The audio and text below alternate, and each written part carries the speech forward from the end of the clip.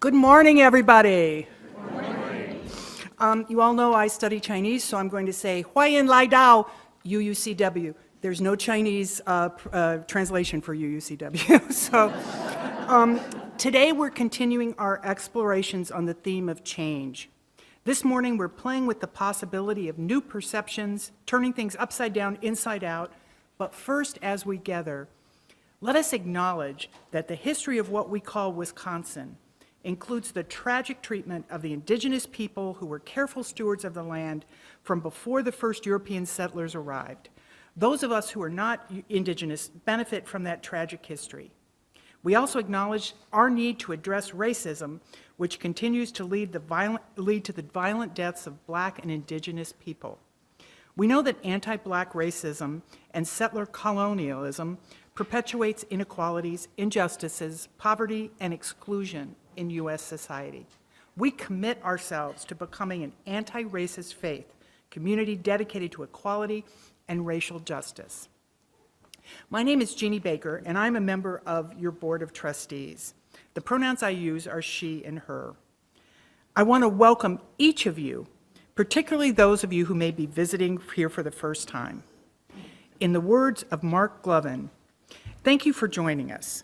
We who bring a teaching of hope, we who bring a saving message, who welcome all in our doors, the joyful, the heartbroken, atheists and Christians, Muslims and Jews, straight and gay, lesbian, bisexual, transgender, all who are searching, seeking, looking for more meaning, more service, more love.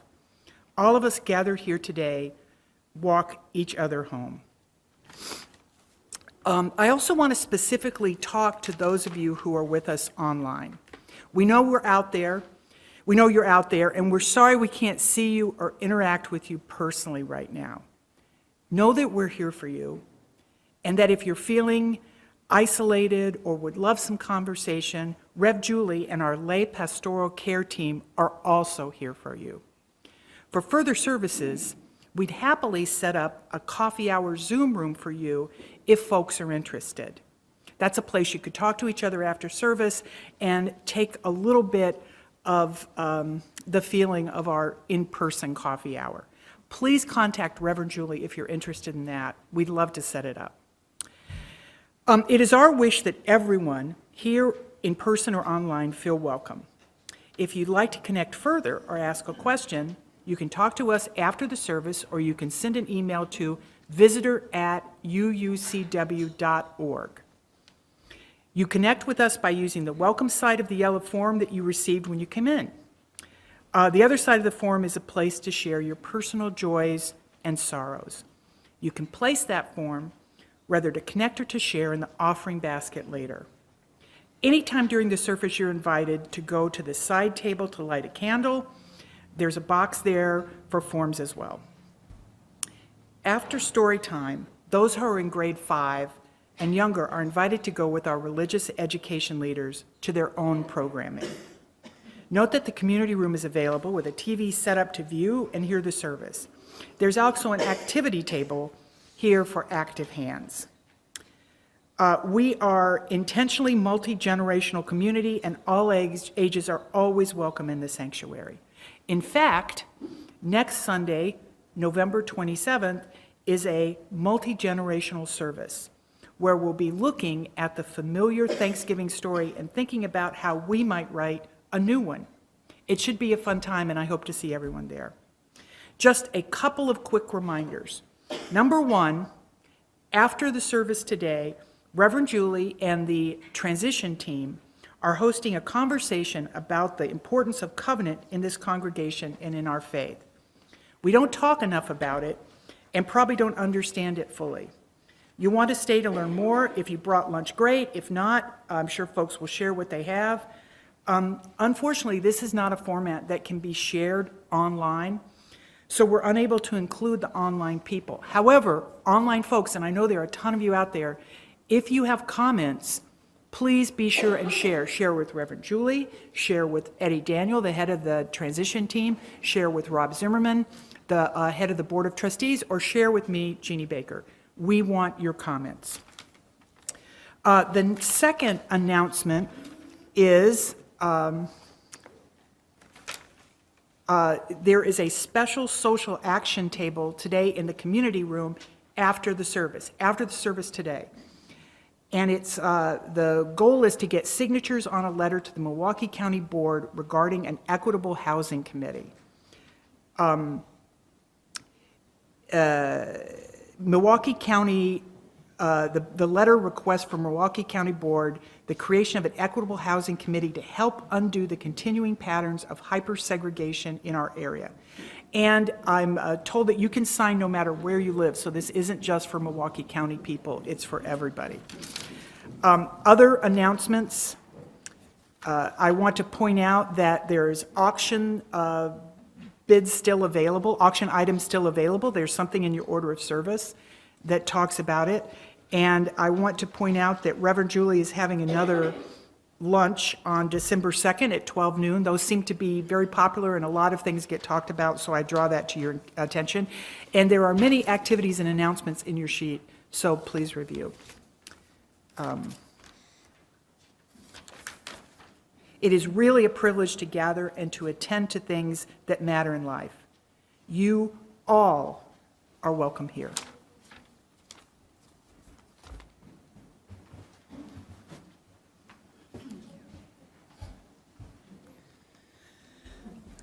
This call to worship was written for Transgender Day of Visibility, which is actually celebrated in March and makes visible those who are ongoingly fighting for their inalienable rights. I share it today on Transgender Day of Remembrance, when those who have lost their lives simply for being who they are remembered and honored. Sharon Wiley wrote these words, wholeness. We speak so often of brokenness in religious life. Let us speak today of wholeness. You are welcome here, all of you, every part of you beautiful, just the way you are. Here you do not need to be something more or something less. No holding back, no hiding, no exerting yourself, no trying to do more or be more. You have inherent worth and dignity. Nothing to prove here, nothing to prove to me or to the person sitting next to you or to the children or to anyone. You don't have to try to be witty or to be more quiet or more outgoing. You are beautiful, every part of you beautiful, just the way you are. You don't need to change anything about yourself to be welcome here. Your skin, your hair, your belly, your limbs, your face, all beautiful, just the way they are. You are extraordinary. Each and every one of you, different from each and beautiful in your own beautiful way. Breathtaking. Let us worship together.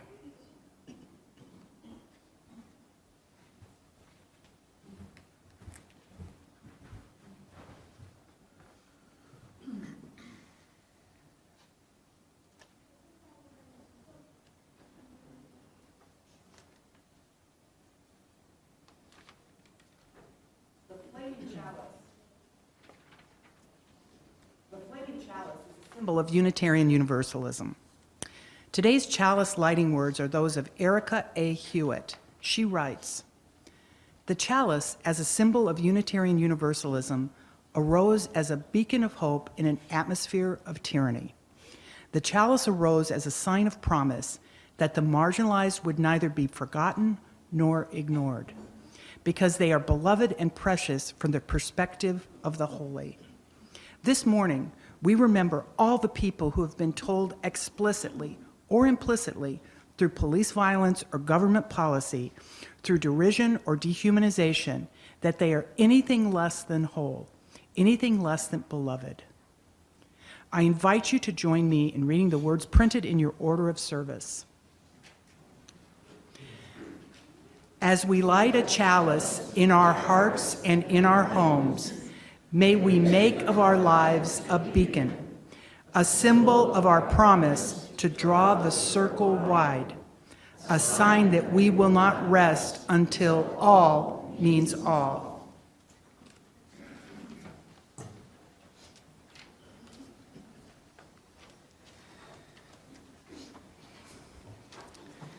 I think you'd agree that there are many reasons that this world needs to be turned upside down and changed from the inside out. This song, number 1026 in the Teal hymnal, When Every Woman in the World, speaks of how change happens when we change our perspective and set our minds aright.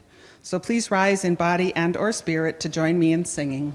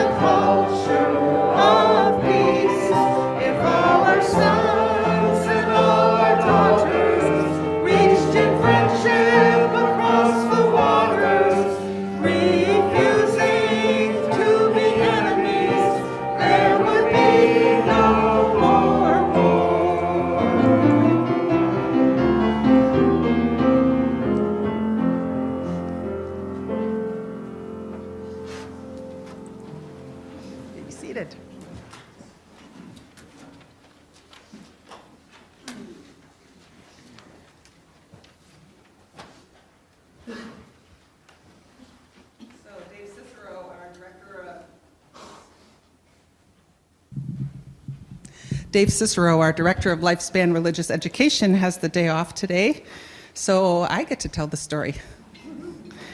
And this is a story about a boy whose world has turned upside down, and about how a hat helped them to see things a bit differently. Okay.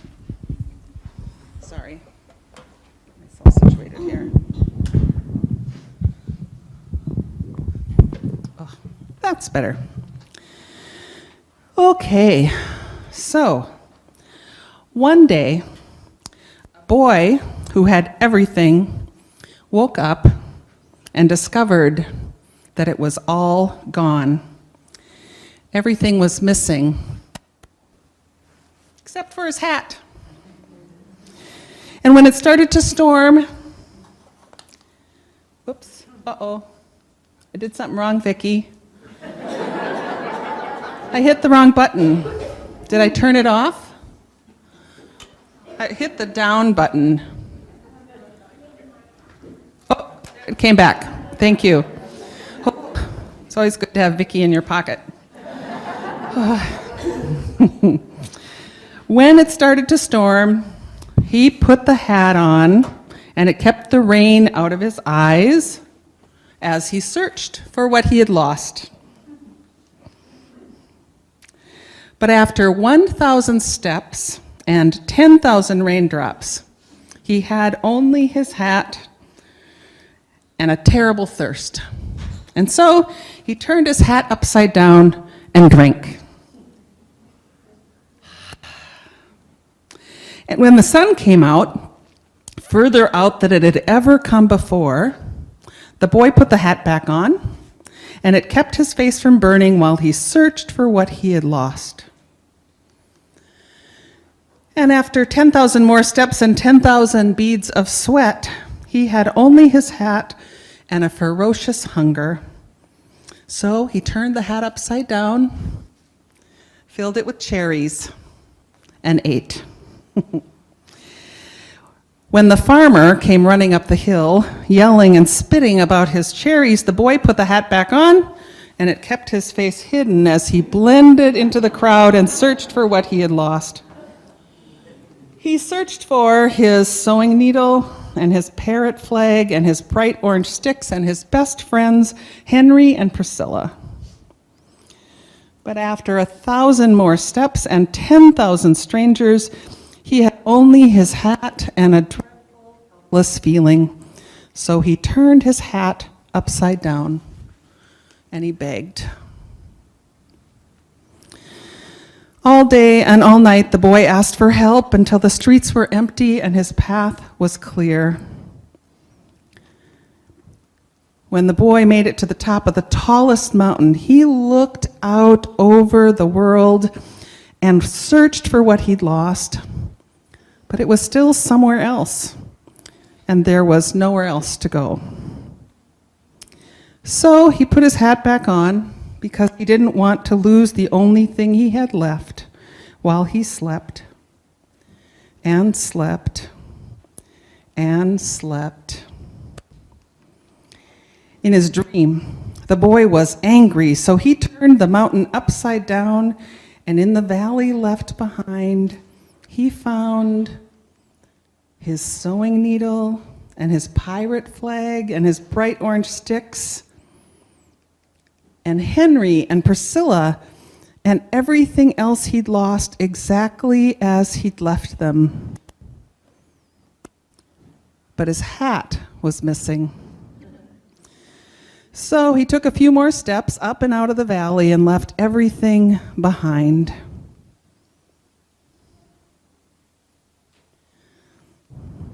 Until he found his hat waiting for him. One morning, the boy who had nothing woke up, sighed down, and discovered his life was turning around. The end. So I understand that Sophia, who has offered to light the children's chalice today. Are you coming? Yay! No? Who will come light the children's chalice? Oh, yay, good. Come on up. Go ahead. Take a light from the chalice and light the lantern. As you go, may joy surround you. As you go, go in peace. Know our love is with you always. As you go, as you go, as you go, may joy surround you. As you go, go in peace. Know our love is with you always. As you go, as you go.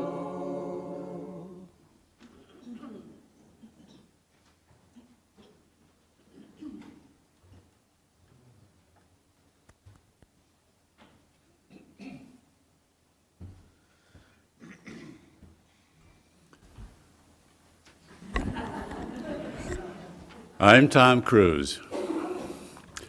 I was a Unitarian before I knew it. When my former wife and I moved to Milwaukee with our two little kids in 1973 after finishing my schooling, I joined this church and lasted through a few ministers, but ended up downtown at First Church, where I met Kathy. And we eventually married, moved to Brookfield, and joined here. I've retired a few times, and I've come to really enjoy this unemployment. I like to keep my body and my mind active. I recorded a couple dozen audiobooks. You can find them on Amazon if you look, and I'd appreciate it if you did. Maybe you buy it. And I was also a massage therapist for 10 years. Now, I just do other things. So far this morning, one of the things I didn't do this morning was bring my computer glasses, the ones that I use when I'm working at my desk, so I can see you, I can see this, but I can't see that. So far this morning, you've heard about change and new perspectives and turning the world upside down. But what about when it feels the other way around? That is, if everything around you has devolved into chaos. Here's a reading by Barbara Merritt called Controlling Chaos. My husband, she says, receives a weekly magazine called Science News. A recent cover story in bold letters riveted my attention, and I snatched it. Controlling Chaos. Now that's a practical theology. My hopes soared. Here in concise scientific prose was the potential solution to my checkbook, my desk, my attic, my basement, my schedule, and possibly the junk drawer in the kitchen. I took notes as I eagerly read the text. It said, just as small disturbances can radically alter a chaotic system's behavior, have the author's children ever been sick? Tiny adjustments can also stabilize its behavior. Tiny adjustments? Why didn't I think of that? What tiny adjustments? I read further. The success of this strategy for controlling chaos hinges on the fact that the apparent randomness of a chaotic system is really only skin deep. Is the scientific community sure of that? Have they ever seen my desk or the toy room? Beneath this chaotic unpredictability hides an intricate but highly ordered structure. This is not obvious to the casual observer of my life. This is akin to balancing a ball on a saddle. It won't roll off the saddle's front or back, but continual adjustments are needed to kick it back into position as it begins rolling to the side. Continual adjustments. Now I'm beginning to think scientifically. What continuing adjustments? We don't avoid the chaos, we stay in the chaotic region. Yes, I can do that. You don't need to have a deep theoretical understanding of what's going on. All you need to know, in effect, is the shape of the saddle. Shape. All I need to do is understand the shape of my chaos. What shape?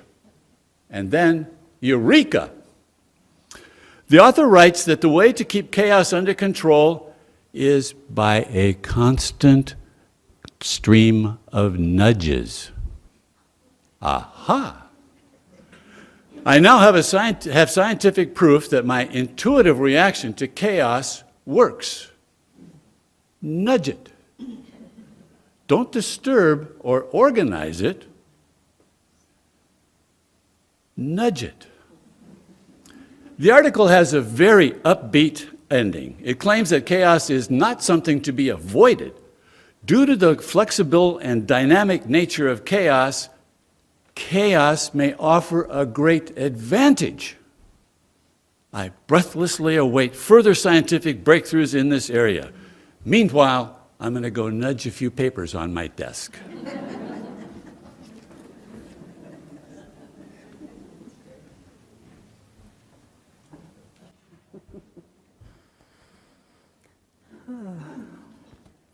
Chaos.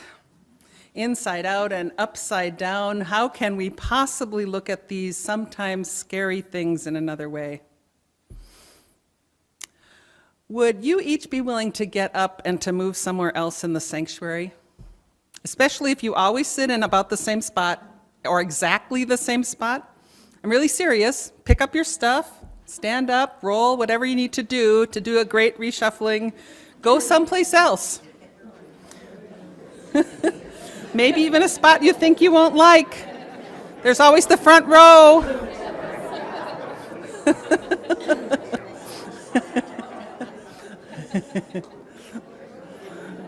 Oh, I'm so glad to see you doing this. Folks at home,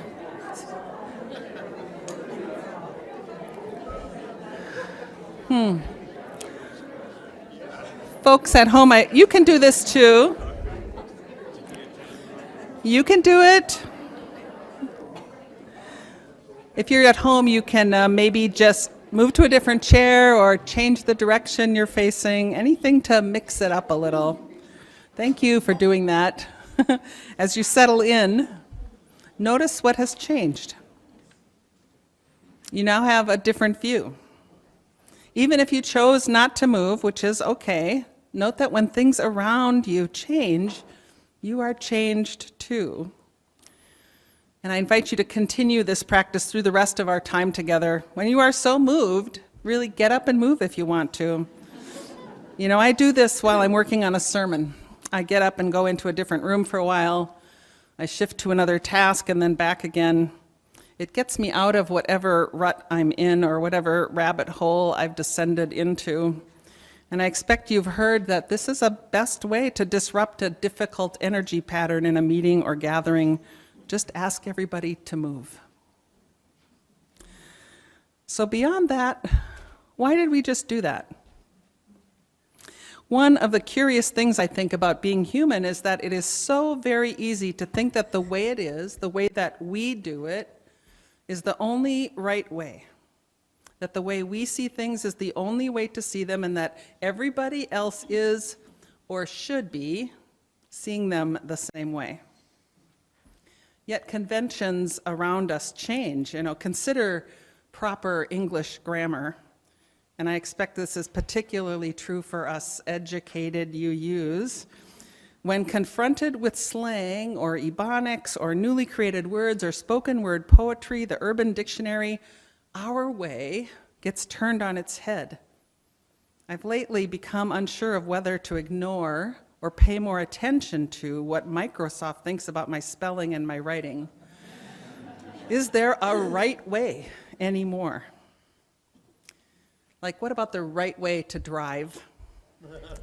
Or the right way to show respect? It can feel so disruptive and chaotic when our ways are challenged. It can even anger us. I think we're hopefully learning that such conventions differ greatly by culture. But does that mean that our way is wrong? Maybe not, but I do believe that we hold on to a right way at our peril. When I was younger, and perhaps even now, although I haven't done this in a long time, I loved looking at people's faces upside down. When someone was lying on the floor or leaning back in a chair, I'd hover over them from above so that my eyes were aligned with theirs, but upside down. People look incredibly different when you see them this way. Their smiles are all wrong, and when they blink, they close their eyes from the bottom up instead of from the top down, and that just makes me giggle. Try it sometime. I see that person who I before only viewed right side up in a whole new way.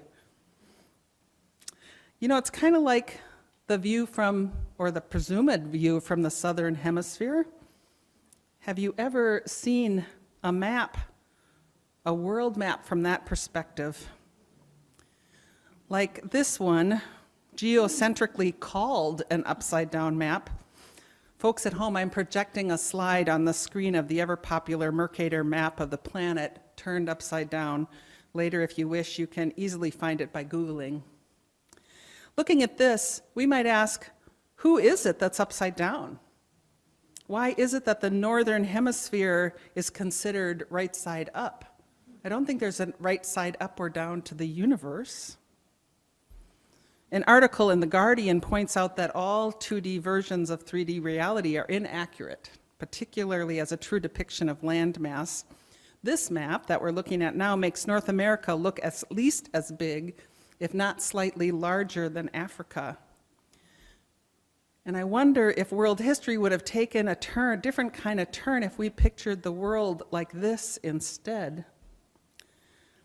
This is the Gall-Peters equal projection map, and you can see that in reality, you can fit North America into Africa and still have space for India and Argentina and Tunisia and more.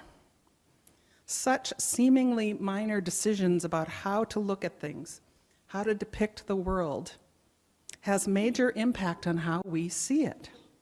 Would world history have taken a different turn if the view of the size of North America had been different? Yet all it takes to see things differently is to turn myself upside down. Perspective is defined as a particular attitude toward or way of regarding something, a point of view, which implies that it's one of many. There's no reason to always look at things the same way, and yet we learned from a very early age that there are right ways and wrong ways. Well, my exhaustive and academic research for today, which mostly involved Googling upside down life, resulted in finding multiple articles about what to do when one's life turns upside down. I found lots of useful information about how to cope and build resilience when some outside force sweeps in and rearranges your life. We've all been there. A death of a loved one, a job loss, a pandemic, a minister leaving your congregation. But I soon realized that this was not what interested me, at least for today. Rather, I wanted to know about how to intentionally change my own perspective, to turn my view, my world upside down, in order to contribute to changing myself and the world around me. No one on the internet that I could find seemed to be talking about that, at least in that limited research. And so I realized that it was up to me to take what I was looking at and turn the pages around myself and to try to see them a different way. And that, the process of turning things around, is within my control. Whether I'm trying to align myself with a changed world or misalign myself with a status quo I want to upend or at least resist, I can choose my own perspective. When nothing seems right, I can choose to go left. You know, when there's a change you didn't choose, then you're thrown into what Martha Beck describes as a 4-stage cycle of change. First comes some catalytic event, and that throws us back to square one, which is a place that's unknown and where it feels like we're starting all over. But then we begin to see the pattern of change, how there's this constant cycle of order, disorder, reorder, order, disorder, reorder. And this new perspective allows us to learn how to better navigate and to build resilience in the face of change. Author Leslie Santos offers a particularly appealing view of square one. Rather than seeing it as regressive or something to be feared and avoided, she says that a return to square one, changing your perspective, is actually auspicious because it gives us that new perspective and is actually part of a process of renewal that provides a rich soil in which to bloom. Imagine, she writes, how liberating it would be to embrace the cycle of change as natural. What if we allowed ourselves to be a child in square one, open, curious, wondering? Looking back over the past few months, I'm surprised that I haven't shared any Mary Oliver poetry. As often, she provides a way for me to return to square one. Here's a poem I just found and love. It's called Mysteries, 4 of the Simple Ones. How does the seed grain feel when it's just beginning to be wheat? And how does the catbird feel when the blue eggs break and become little catbirds, maybe on midsummer's night's eve and without fanfare? And how does the turtle feel as she covers her eggs with the sweep of her feet and leaves them for the world to take care of? Does she know her accomplishment? And when the blue heron, breaking his long breast feathers, sees one feather fall, does he know I will find it? Will he see me holding it in my hand as he opens his wings softly and without a sound as he rises and floats over the water? And this is just any day at the edge of the pond. A black and leafy pond without a name until I named it. And what else can we do when the mysteries present themselves but hope to pluck from the basket the brisk words that will applaud them? The heron, the turtle, the catbird, the seed grain kneeling in the dark earth, its body opening into the golden world. Such a sense of wondering, standing at square one amidst nature, choosing to look at things in a new way, seeing how change is a part of the natural cycle of things and offering gratitude for it. What else can we do when the mysteries, the changes present themselves, but hope to pluck from the basket the brisk words that will applaud them? Applaud change, embrace the mysterious unknown, open to the world, and choose to see it in a new way. What if we, like the seed grain, intentionally put ourselves in square one in order to be in that rich place of growth, that we might open to the golden world? And what if we chose to look at the world with fresh, upside down and inside out eyes? There are so many encouragements. Jesus encouraged us to turn the other cheek, advising us to actively resist the evildoer with nonviolence, a call that Reverend Martin Luther King Jr. took up bravely. Hate cannot drive out hate, he said. Only love can do that. His was a revolutionary perspective. And in our current mission to unsettle white colonialism and dismantle white supremacy, those of us who are white are being called to see things from a different perspective, to recognize our privilege, and to tip systems on their head in order to undo both historical and ongoing inequities. This is a place we need to move to intentionally, because mainstream culture is doing everything it can to keep this change from coming. And then there's consumerism. A new view is especially important as we approach that holy shopping day after Thanksgiving. You know, we've learned erroneously that stuff is what makes us feel secure and safe and comforted. We've outsourced our comfort, says Terry Rubenstein, who's the founder of iHeart, when actually, she says, those feelings come from inside. Our well-being is inherent if we would choose to access it. So turning what we've been taught on its head cannot disrupt that inner knowing. Or how about this moment in this congregation? What if you chose to turn it upside down and see it not as a disruption, but as a rich time for growth and renewal? Well, perhaps not the same degree of upset that's happening at Twitter right now. It's true that Reverend Suzelle and Reverend Denise are gone. There's a new boss in town, and that new boss is you.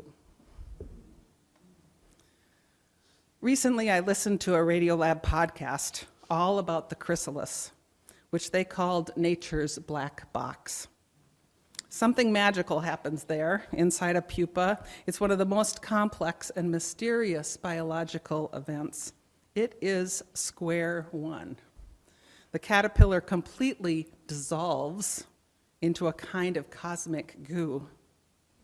I mean, talk about the chaos of identity. And the fact that a butterfly emerges, well, one cannot help but be astonished and humbled and inspired.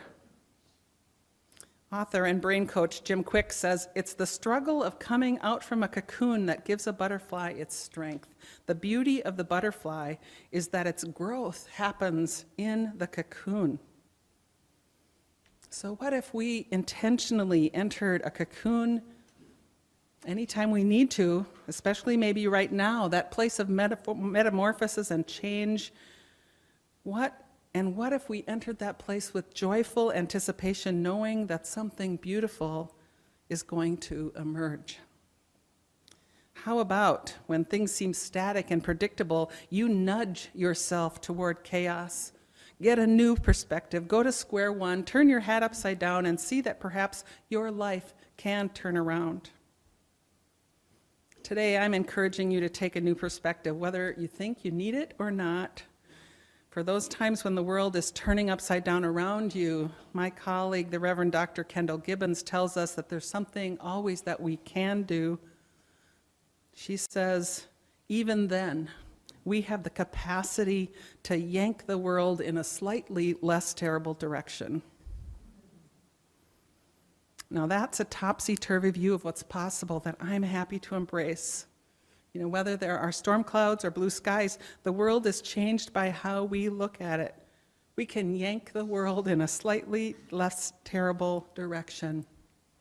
Allow the goo of the cocoon to work its magic. Choose to see things from new angles in order to gain greater understanding and greater strength. There are so many new worlds to discover. May it be so. Blessed be. Amen.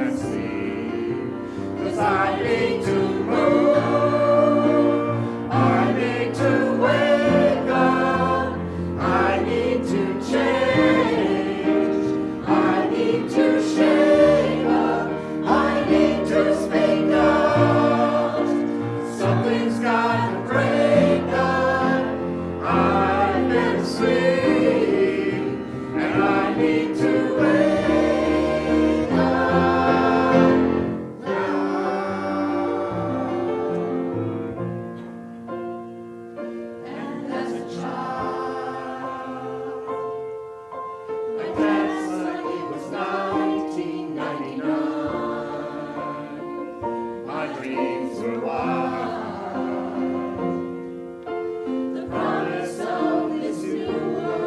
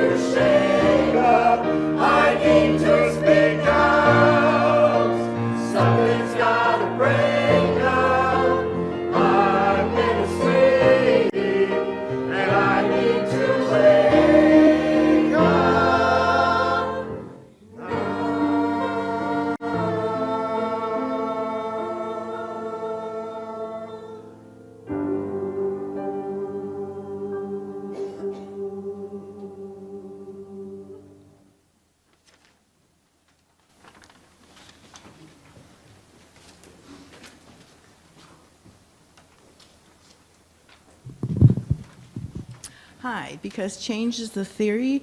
I'm Julie Toman, not Kathy. Okay, and my pronouns are she and hers. I'm here for Split the Plate, our program for outreach and generosity. Each month, about half of our undesignated offerings are going to a nonprofit organization whose religious values align with ours. Our Split the Plate partner for November is Meta House in Milwaukee, and today we have with us Dion Wakowiak, the Development and Events Manager for Meta House. Dion has been with the agency for 7 years, and she and her husband and 3 children live in the Bayview area of Milwaukee. And Dion, tell us about Meta House. Great. Thank you so much. Thank you, everyone, for having me here this morning and for selecting Meta House to be part of Split the Plate program. It feels like I was placed here perfectly this morning, from the imagery to what Reverend Julie was talking about with, looking at things differently and, coming out of, your cocoon. That's something that we practice every day at Meta House. So thank you for giving me the opportunity to talk about that. Like Julie said, my name is Dion, and I'm here to join you from Meta House. Meta House, a few words about Meta House. So Meta House is a substance use disorder recovery center for women and their families. So what does that mean? Meta House offers trauma-informed comprehensive care it's gender specific, so it's anyone identifying as female and her children. So what does that mean? That means we provide services for all. Everyone is welcome. Everyone receives services, including the children. They come with mom. We treat everyone with respect, dignity, and love. So some of our services, in addition to services for substance use disorder, include, but are definitely not limited to, we offer coping skills. We offer financial and education literacy services, child and family programming. We offer play therapy. The list goes on and on. These services are offered across all 3 of our programs. So we have residential, outpatient, and we have a recovery housing community. Something worth mentioning is when women come to Meta House, we meet them where they're at. We meet them where they're at in their recovery journey. We work alongside of them to create a treatment program that changes and grows as they go along in their recovery program, all while kids are there watching mom be strong, watching mom transform, watching mom face challenges and to grow with those challenges. So your support is really critical in providing those services that lay a really healthy foundation for a happy life for women and children in our community for lifelong recovery. So I appreciate all of you, and I appreciate you listening, and thanks for your support. Thank you.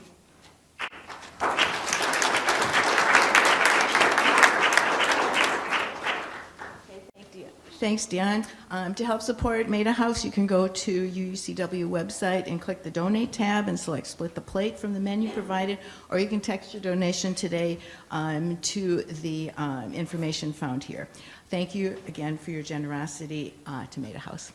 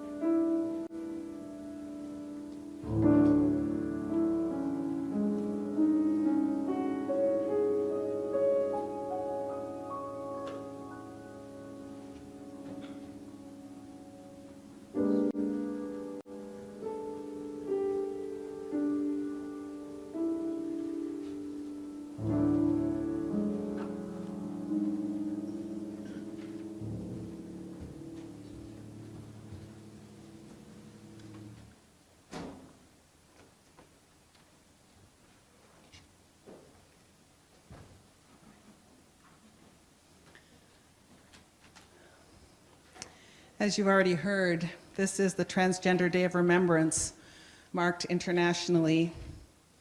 We lift it up today because we need to remember those who have lost their precious lives, and also to make trans people more visible.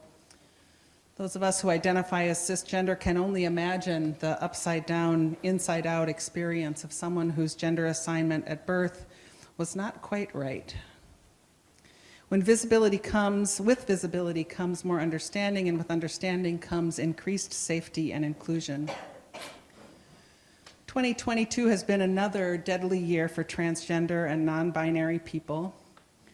The barrage of anti-trans legislation that's been levied against the trans and non-binary community, along with a culture of hate that is harming our children, is directly responsible for these senseless killings and the dangers the transgender community faces on a daily basis. The folks at Progressive Voices of Faith tell us that 1 out of every 5 hate crimes in 2021 was motivated by anti-LGBTQ plus bias. 2021 was, at least at that point, the deadliest year on record for the murder of trans and gender nonconforming people around the world. Forbes reports a total of 375 murders, while at the same time naming the likelihood that the actual number is quite a bit higher. By the middle of this year, 2022, 325 anti-LGBTQ plus bills have been introduced in US state legislatures. 325. LGBTQ plus teens living in states with anti-LGBTQ plus bills were more likely to commit suicide than those who lived in states with inclusive laws. Trans student educational resources tell us that 41% of trans people surveyed have attempted suicide. So, I'm going to light some candles. Sorry, I lost my place. Once again, hit the wrong button.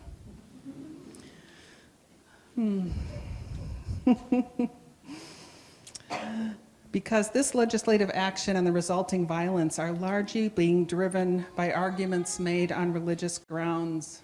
And so I think that we share some collective responsibility for claiming a different message, a radically different message, one of a world that affirms the inherent worth and dignity of all.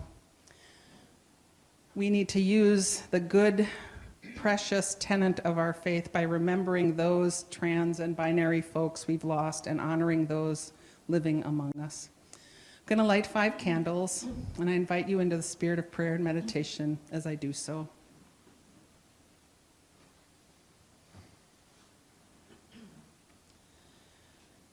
First, a candle for courage.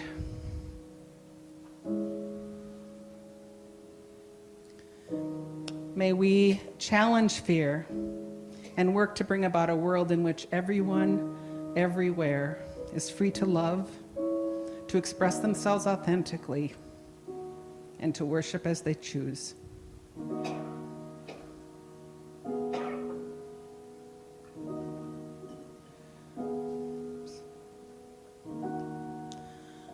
A candle for power.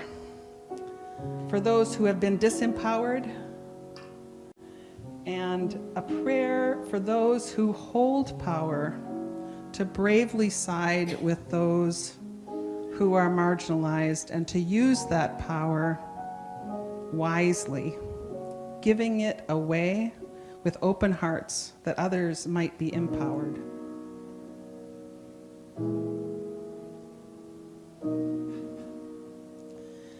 A candle of confidence and hope.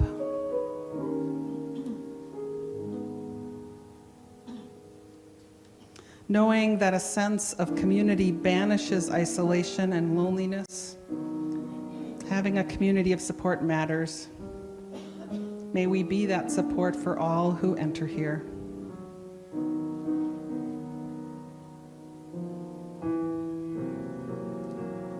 A candle of deep sorrow for all those who have been judged, mistreated, assaulted, and killed just for being seen as not normal.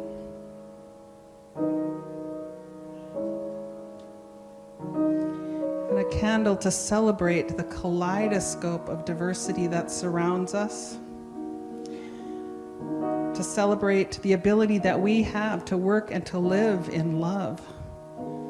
A world of diversity is spread before us, and we give thanks for the creative process of life that makes this so. Reverend Sunshine Jeremiah Wolf shares this prayer for this day. On this Transgender Day of Remembrance, we remember those who have been murdered for being who they are, those who face violence on a daily basis, those who have lost loved ones, and those who worry for loved ones.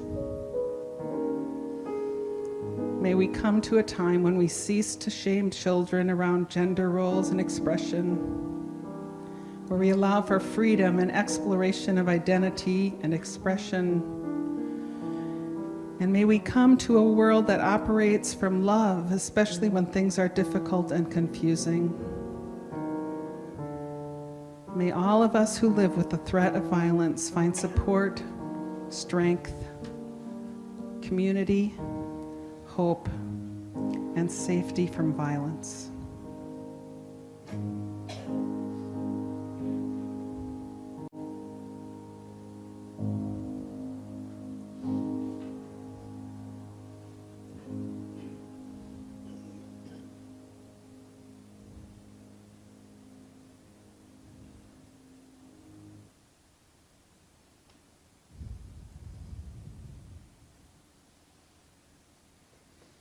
May it be so. Amen.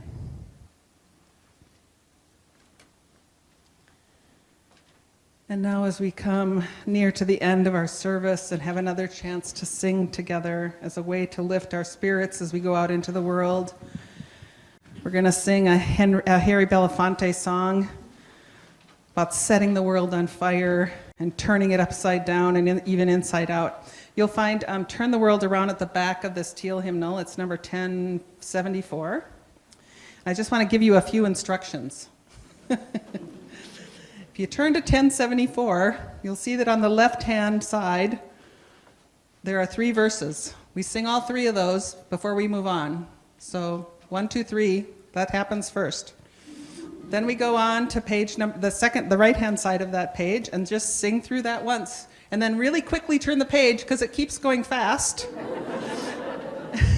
And then on the second page, which says page 3 and 4 at the top, we sing the first page, the left-hand side page, and the top line of the second page twice.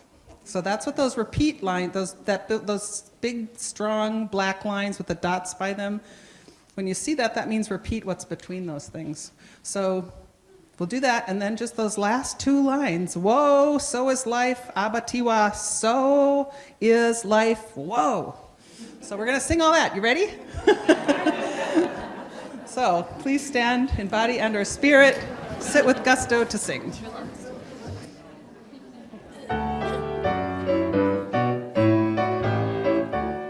We come from the fire, living in the fire. Go back to the fire, turn the world around. We come from the water, living in the water. Go back to the water, turn the world around. We come from the mountain, living on the mountain. Go back to the mountain, turn the world around. Oh, so is life. Oh, so is life. Oh, so is life. Oh, so is life. Do you know who I am? Do I know who you are? See we one another clearly. Do we know who we are? Do you know who I am? Do I know who you are? See we one another clearly. Do we know who we are? Oh, so is life. So is life. Whoa, so is life. Got the next page. Water make the river, river wash the mountain. Fire make the sunlight, turn the world around. Heart is of the river, body is the mountain. Spirit is the sunlight, turn the world around. We are of the Spirit, truly of the Spirit. Only can the Spirit turn the world around. Oh, so is life. So is life. Whoa, so is life. So is life. Whoa, so is life. So is life. Whoa, so is life. So is life. Way to go. I forgot to tell you about the third page. You hung right in there. That's so great. Please remain standing for our closing words. Take a look around. Take note of everybody who showed up here today to share this time with you. Send a bit of love to those who are with us online. Offer gratitude for whatever courage or inspiration or comfort or connection you have found, and offer gratitude as well for all the hands and voices that make today possible. Our closing words are a bit of a mashup of the many things you've heard already today, a bit of a reprise, so that we can carry these things in our hearts. Here and now, just any day on the edge of the pond, may we turn to wonder and embrace the diversity of perspectives available to us, that we may create a world that operates from love and understanding, ever ready to yank the world in a slightly less terrible direction. May we again and again return to square one, that place of fresh perspective, that we may grow and bloom joyfully anticipating the beautiful that is about to emerge. Taking this flame and all this morning's experience with us, let us go out into the world, upside down and inside out, and pluck from our basket words of gratitude to applaud life's mysteries. Happy Thanksgiving, everybody. Amen.